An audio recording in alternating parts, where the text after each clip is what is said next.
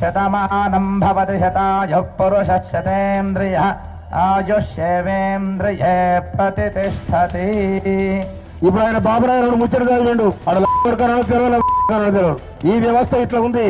మహాశక్తి ఆలయంలో మొదలైనటువంటి అంజన్న ఆశీర్వాద యాత్ర కొనసాగుతా ఉన్నది. తుంగతుర్తి ఎమ్మెల్యే మందుల సామెల్ చేసినటువంటి కామెంట్స్ మీద రాష్ట్ర వ్యాప్తంగా హిందూ లోకం అట్లాగే బ్రాహ్మణ సంఘాలకు సంబంధించి పెద్ద ఎత్తున అభ్యంతరం వ్యక్తం చేస్తా ఉన్నాయి. ఆయన వ్యాఖ్యలు ఖండిస్తా ఉన్నాయి. మీరేమంటారు? ఖచ్చితంగా మేము ఖండిస్తున్నాము.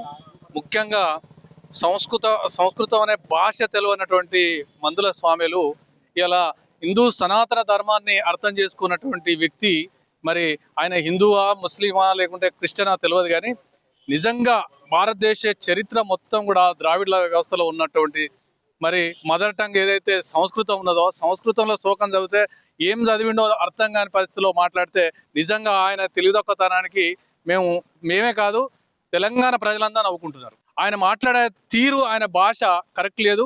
అట్లాంటి ఇంకోసారి పునరావృతం అయితే మాత్రం సీరియస్ గా మరి హిందువులంతా కలిసి ఆయనను ముట్టడిస్తామని తెలియజేస్తున్నాం. అదే వేదిక మీద సీఎం రేవంత్ ఉన్నారు, అట్లాగే మంత్రులు ఉన్నారు, కాంగ్రెస్ పార్టీకి సంబంధించినటువంటి సీనియర్ నాయకులు ఉన్నారు. వీళ్ళు ఎవరు ఎందుకు అభ్యంతరం చెప్పలేకపోయారు? వీళ్ళంతా హిందువులు గారా? ఎందుకు వాళ్ళకు పదవులు పోతాయనే భయం.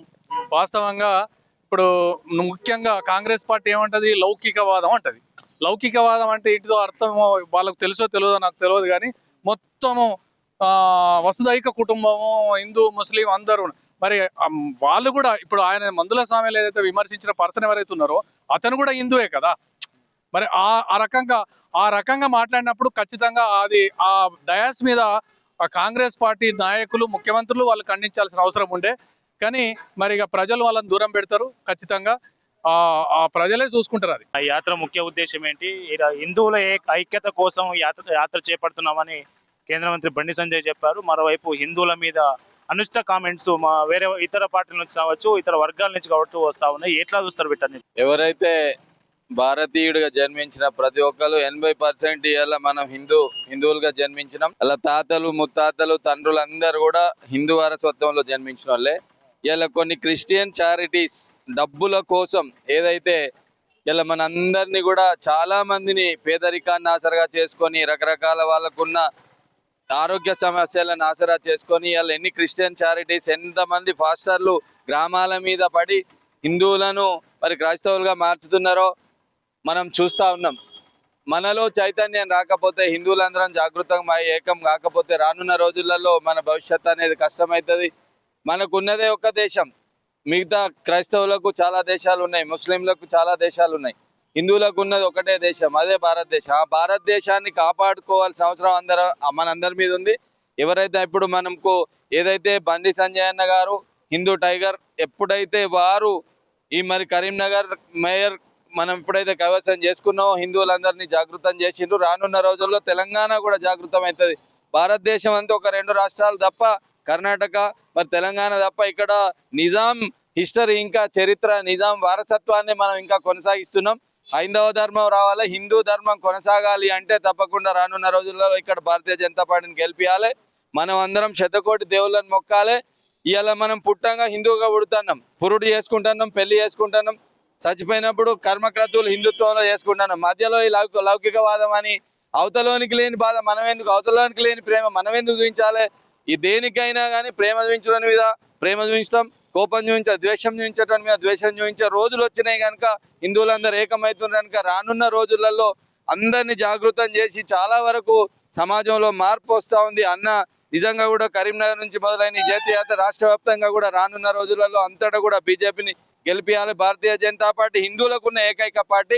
దీన్ని కాపాడుకునే దిశగా మనం అందరం కూడా అందరినీ జాగృతం చేయాలి, చైతన్యపరచాలని కోరుకుంటూ మరి ఆంజనేయ స్వామి దీవెనతో మరి వచ్చే 2029 ఎలక్షన్స్ లో తప్పకుండా తెలంగాణలో కూడా అన్న ఆధ్వర్యంలో మరి రానున్నది భారతీయ జనతా పార్టీ ప్రభుత్వమే కనుక మరి ఆంజనేయ స్వామి ఆశీస్సులు ఉండాలని, మన అందరినీ దేవుడు చల్లగా చూడాలని, మనం కూడా మన పరిధిలో ఉన్న అందరినీ కూడా ఎవరైతే మరి డబ్బుల కోసమో ఆరోగ్యం కోసమనో రకరకాల వ్యసనాల వల్ల ఈ క్రైస్తవానికి మారుతున్న వాళ్ళందరినీ కూడా జాగృతం చేయాలి, చైతన్య పరచాలి. మనం శతకోటి దేవుళ్లకు కొండగట్ట అంజన్న దగ్గరకు ఒక నిద్ర తీస్తే మరి నిజంగా కూడా అతి సింతం లేని వాళ్ళు కూడా మంచిగా చరిత్ర మనకు ఉన్నది. మన దేవుళ్ళు అన్ని ఆశీర్వాదాలు ఇస్తారు కనుక హిందుత్వంలో ఉన్న శతకోటి మంది దేవుళ్ళు, ఒక్క దేవుడు ఏం చేస్తాడు? మనకున్న 1 కోటి మంది దేవుళ్ళు ఉన్నారు మొక్కాలంటే. మరి దాన్ని కూడా ఇవాళ రేపు ఏమైంది అంటే ఈ క్రైస్తవ సంస్థలన్నీ డబ్బుల కోసమే గ్రామాల మీద పడి ఇదంతా కన్వర్షన్ చేసి హిందువులందరినీ ఇబ్బంది పెడతా ఉన్నారు. ఏనాడు కూడా హిందూ మా ధర్మంలోకి రామని ఎన్నడూ కూడా ఎవరిని అడగరు. కనుక హిందూ ధర్మాన్ని మనం కొనసాగించాలి, దాన్ని జాగృతం చేయాలి, చైతన్యపరిచి అందరిని ఏకం చేసే దిశగా చేస్తున్న అన్నకు అందరి తరఫున హృదయపూర్వకంగా ధన్యవాదాలు తెలియజేసుకుంటూ బండి సంజయ్ అన్న గారి నాయకత్వం, బండి సంజయ్ అన్న గారి నాయకత్వం. మందుల సామెల్ కామెంట్స్ మీద ఎట్లా రెస్పాండ్ అవుతారు మీరు? ఏం చెప్తారు? ఆయన తాతను అడగాలి, ఆయన ముత్తాతను అడగాలి. ఎప్పుడు కూడా హిందుత్వం హింసను కోరుకోలే, మంచినే కోరుకున్నది, ధర్మాన్ని కోరుకున్నది, ఐక్యతను కోరుకున్నది. సమాజం అంతా కూడా ఆకలికి అన్నం పెట్టడం ఉంది, ఆపదలు ఆదుకోవడం ఉంది. ఆ మంచి అనేది ధర్మం కోసం పోరాడే ఇది ఉన్నది హైందత్వం. మరి హైందత్వంలో ఆయనకేం నచ్చలేదు. ఆయన క్రిస్టియానిటీకి మారినాక వాళ్ళ తాతలు ముత్తాతలు కూడా మరి హిందువులుగా జన్మించారు. ఇవాళ ఈయనే కన్వర్ట్ అయ్యి ఈ విధంగా ఒకప్పుడు కూడా హిందూ ధర్మం ఇంకొకరి మీద కామెంట్ చేయలే, ఎప్పుడు కూడా హిందూ ధర్మం ఇంకొకరిని హింసించలే, ఎప్పుడు తీవ్రవాదులుగా హిందూ ధర్మంలో ఉన్న వాళ్ళు ఎప్పుడు తీవ్రవాదులుగా మారలే. అన్ని మారినా అన్ని భరించుకుంటూ వచ్చినా మా దేశంలో మమ్మల్ని తిట్టుకుంటూ పోతా ఉన్నా కానీ మనం అందరం ఏకం కావాలి. అందరం కూడా తప్పకుండా దాడికి ప్రతి దాడి అనేది తప్పకుండా ఉండాలి. ఎవడైతే మాట్లాడతాడో వాడిని నోరు ముంపించే విధంగా అందరం తప్పకుండా అందరు ఖండించాలి. దీన్ని ఎప్పుడైతే మనం అందరం ఏకమైతే తప్పకుండా అవతలానికి భయం పుడుతుంది. ఆ భయం పుట్టించే విధంగా మరి జాగృతం చేస్తున్న సంజయ్ అన్నకు మనందరి తరఫున హృదయపూర్వకంగా ధన్యవాదాలు తెలియజేస్తా ఉన్నాం. ఏంటన్నా యాత్ర ఎందుకు చేపట్టారు?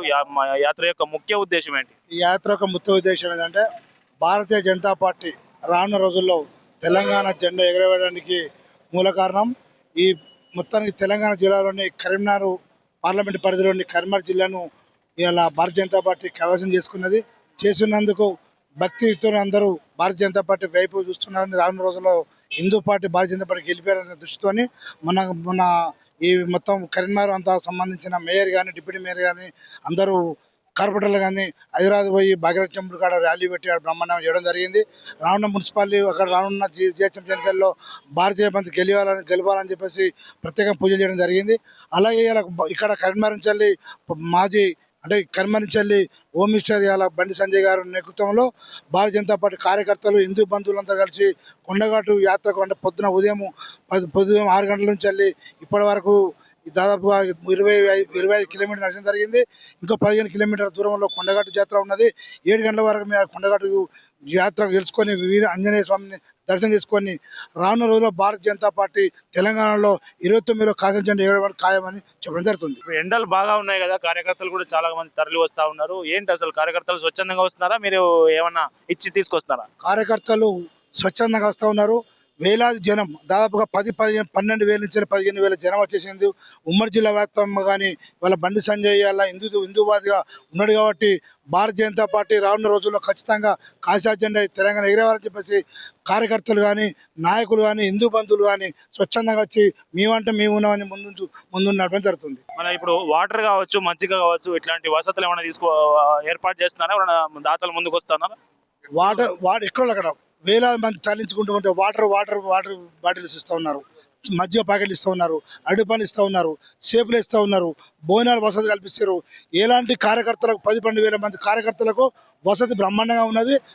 ఈ జనం అంతా కైలు వచ్చినందుకు తెలంగాణకు ఒక ఊపిసుకొచ్చిన వ్యక్తి అలా బండి సంజయ్ అని చెప్పారు.